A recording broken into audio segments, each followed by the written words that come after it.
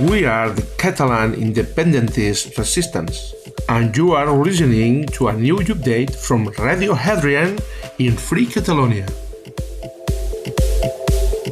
I don't fear an army of lions led by a sheep. I fear an army of sheep led by a lion. Alexander the Great.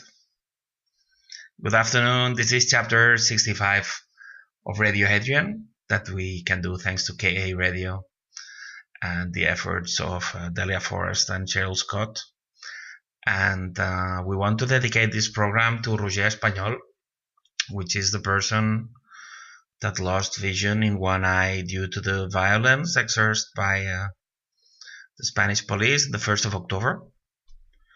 The referendum that never should have happened because we should have declared unilateral declaration of independence because we had a majority for doing so.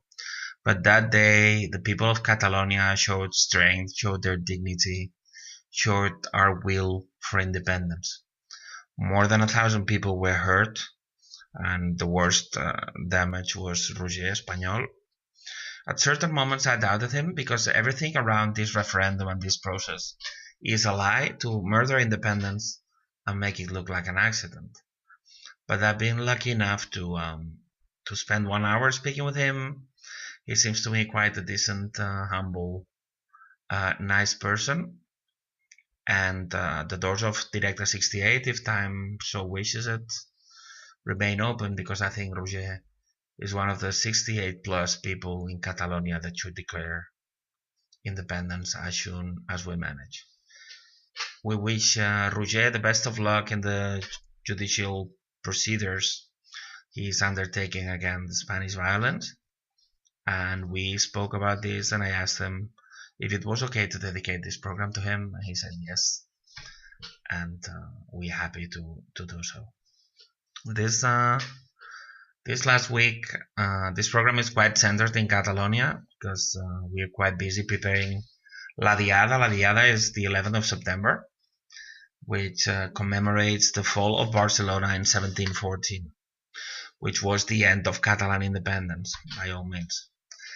And that's why it's very special, and there's going to be a big demonstration. And this is the first year that Directe 68 is going to go to offer flowers to the statue of Rafael Casanova, which was the head councillor of the city that defended the city.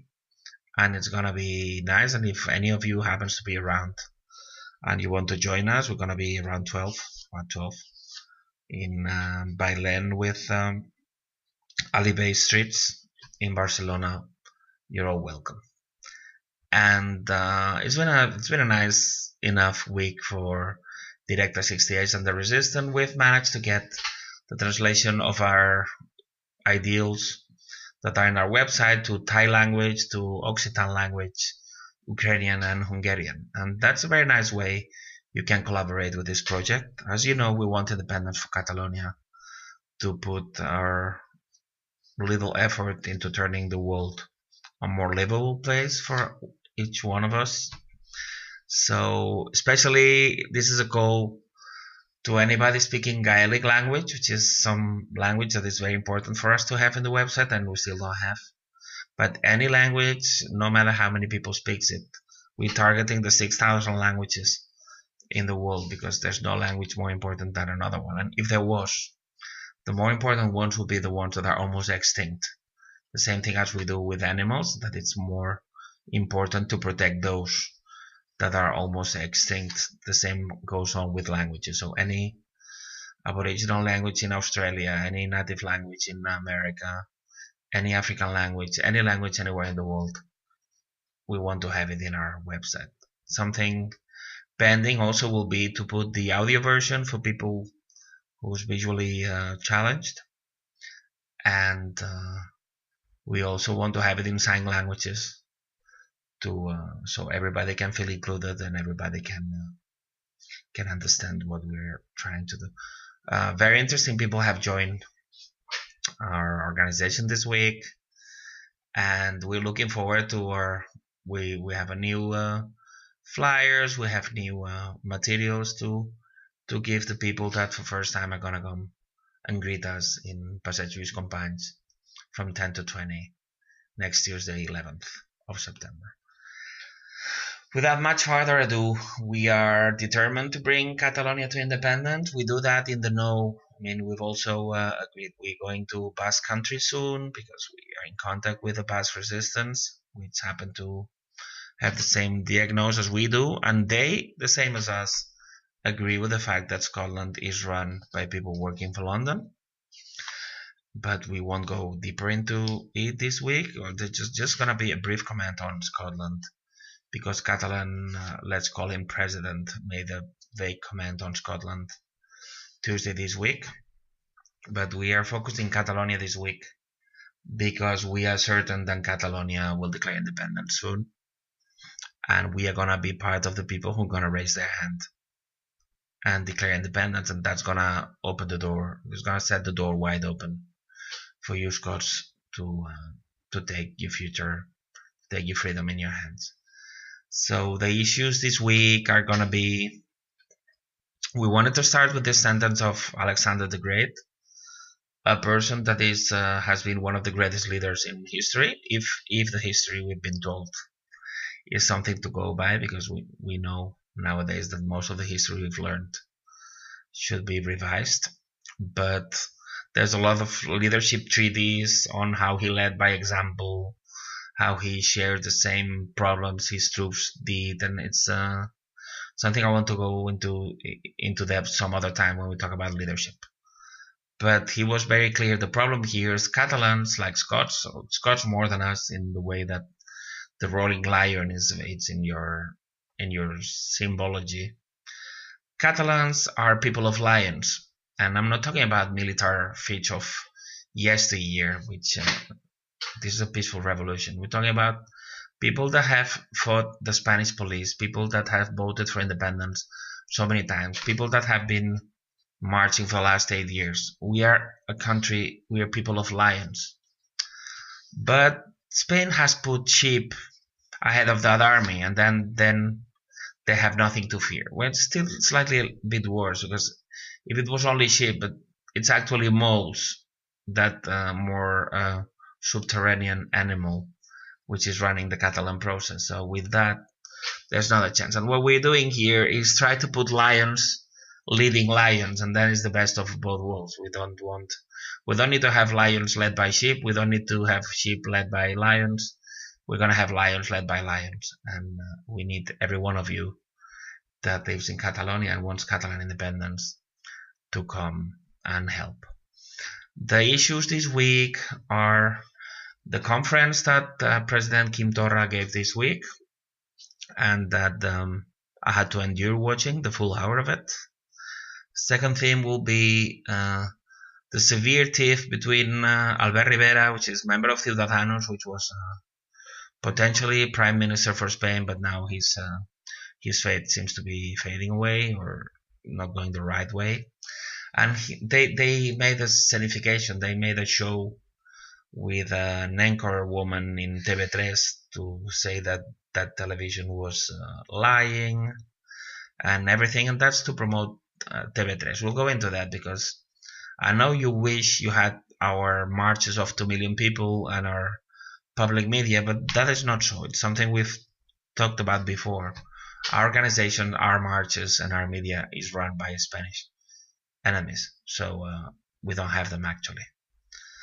And the third, we want to say, it's something that it happens in every country, and it might be quite specific for Catalonia, but it's worth hearing about, which is a new grassroots organization is going to appear, but this grassroots organization is just to avoid that the people that would join Directe 68 end up doing it, because they're offering some strong criticism, but that doesn't go all the way, and that's only or mainly thought to avoid people joining us. And on that, because the rest are quite private things in Catalonia and might not be of interest to the wider public, we'll call it a week. Well, one of the issues this week has been the conference that Quim Torra, the so-called president of Catalonia, gave last Tuesday, 4th of September, 1 week to the day, to the celebrations of the 11th of September. And, well, 11 months after having won independence, not only we don't have independence, but they don't talk about the independence. And there's not a roadmap.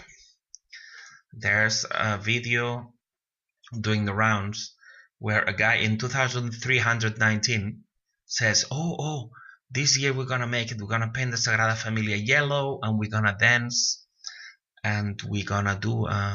He makes a very long word of a declaration of independence, subrogated, temporary, bilateral, agreed, which everything has become a bit of a farce. And then the president comes, and we're better than the National Theatre of Catalonia, because everything is a farce, as you know, if you listen to this program. And then with 900 paid people, and this shows also again how everything's the other way around in Catalonia, as it should be. When you go to a theater play, normally you pay for it. But here it was the other way around. These 900 people, most of them are paid to attend this kind of conferences. And they were there, and they applauded when somebody led the way to applaud. And it was a bit quite pathetic, if you ask me. I had to watch it to make this program. Otherwise, I wouldn't have. And I was already yawning into the third sentence. And I had to go all through the whole hour. And it was a bit overflowing with quotations or citations from Mandela, Kennedy, Martin Luther King, Pau Casals, and Lluís Llach, which are relevant people in Catalonia. Every man and his dog appeared in this conference. And a lot of blah blah and generic words and nothing specific.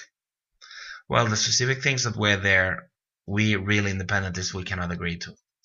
He was very happy about last month of October. Last month of October, we were beaten the 1st of October, while our police was nowhere to be seen.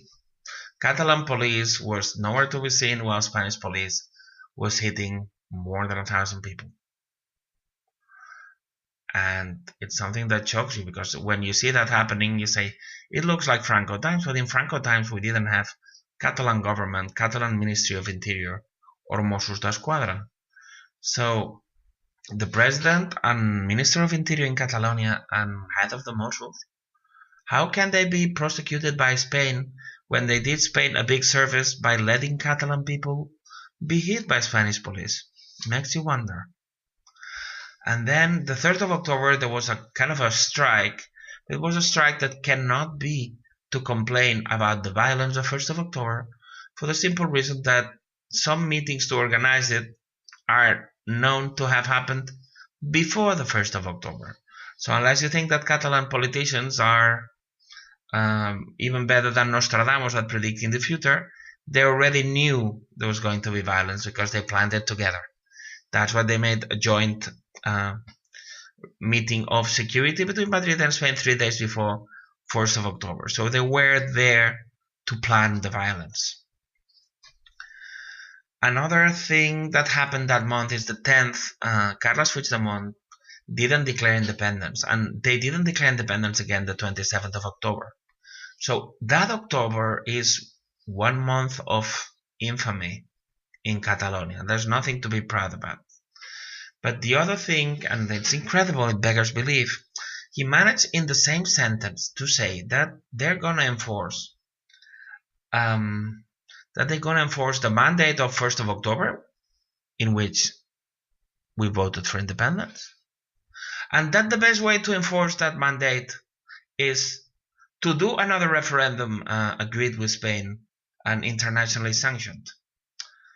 Excuse me, but to put it a bit more popular, that's the equivalent of wanting to apply chastity by opening a chain of brothels. It's a contradiction in terms to say that you want to enforce a mandate for independence by ignoring it and doing another referendum. And it's incredible how still some people can follow this flutist of Hamelin to whatever they think, and they keep boiling the frog, and they're bringing us to nowhere. And then again, and the worst case is if somebody it has to be somebody that is not very delicate when it comes to stomach and when it comes to these things, because it might be a bit revolting. They keep insisting of this agreed referendum with Spain that we, and me personally, have been denouncing for 5 years. That was the way to murder independence through a referendum that, like the one you had in Scotland. And this guy in minute 33 manages to say that, well, where self-determination has been applied hasn't brought problems. He said it didn't bring problems in Quebec and in Scotland. And then he smiles and says, and they both lost. How can a real independentist make fun of the defeats in Quebec and Scotland and want to push us to the same nightmare of referendums in Scotland and Quebec? It's all such a farce, and they do it in theater. But some of us have left the theater because we have left this Truman Show. We have left Plato's Cave. And every day we get support. Every day we get some messages encouraging us for making this program, so we don't buy it. So Torra, like Puigdemont before him, like Mas before him, they are put there to be the sheep that stops the lions of the Catalan people. And now we're going to get them peacefully out of the way. And we're going to select some lions from the people, and we're going to be leading ourselves. We don't need moles leading the Catalan people. And that's what we're doing, and that's what we're going to do. Another relevant issue in Catalonia has been the tiff between Lidia Heredia, a conductor in Catalan television, and Albert Rivera, the Catalan, just nominally Catalan because he works for Spain. Albert Rivera, leader of Ciudadanos Party, this artificially created party created some years ago. We have explained before, and it's difficult to understand, but Catalan television is working to support this process. But this process is against independence. It just mock independence. The same way as you've been lied to go through a referendum that was deemed to be lost. And everything was related basically about this madness about yellow ribbons in favor of the prisoners to be put in the street and all the people taking away the ribbons. And there was an attack apparently on a woman, but they have blown it out of proportion. The unionist side putting pictures of a broken nose that were not corresponding with what happened and all these things. And then there was a concentration to defend this woman, to complain about this woman, and they attacked one cameraman they thought to be for Catalan television, but it happened to be from Madrid television. And he was there to be asked about that, and then he started saying that Catalan television lies, indoctrinates people to vote for independence and all. And that is reverse psychology. Catalan television is not pushing for independence because it's pushing for an agreed referendum with Spain, which would be the murder of independence. Make no mistake, no referendum will set Scotland free. No referendum will set Catalonia free. That's not the way referendums are thought for. So when this Spanish fascist guy attacks Catalan television, both sides win. The unionist side is going to be reinforced because, they've been told. And Catalan television, Catalan people are offended that this very anti-Catalan guy is attacking Catalan television, so we should believe Catalan television. And that's a lie. Catalan television didn't tell us about the circumstances of the murder of Muriel Casals. Catalan television hasn't told us about the Scottish referendum. Catalan television was prohibited from telling about my kidnapping and my chemical torture. Thus, this television that was not taken over by Spain under the Article 155, this television that was created only 5 years after the Spanish Constitution was set. So this television is just there to keep Catalans appeased and to avoid independence. And that's what our brain tells us. The question is, as they are nicer to Catalans, Of course, Catalans are their market. It's like these newspapers, you think that they're for Scotland, but then you look and the National is from Garnet Group with severe links with the CIA and with Trident. How can any person in full use of his capabilities believe that the National for one single second has interest in Scottish independence? No, they have interest in controlling the indie movement. And that's what they do, the SNP, the National, and the usual suspects. So all this, and this happened with an anchor woman that has been known to infiltrate some people in the indie field. We are preparing this documentary that happily has been unblocked. It has been blocked for some time. We'll find somebody to help us do it. And this is called The Lie, and it explains the lies in Scotland. It explains the manipulation here, and it explains how the Catalan process is a lie run by unionists.